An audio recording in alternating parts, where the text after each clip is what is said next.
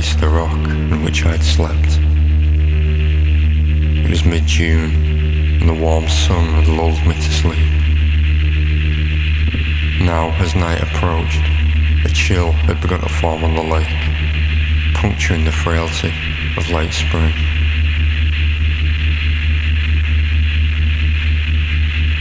Evening was nature's territory.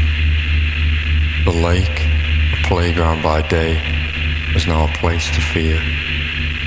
The distant mountains, your killer. I waited for a moment, watching birds gathering in the debris collecting on the shoreline. A small boat isolated on a nearby jetty.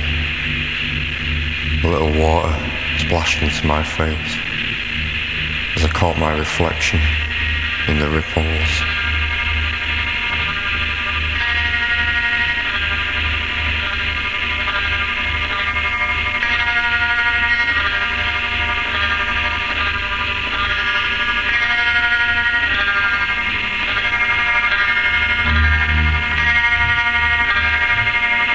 I needed a shock to wake my stiffening silence. Too long unable to gather wants and needs. I was barely able to lift my hands to write, my eyes to read, my veins grey as stone.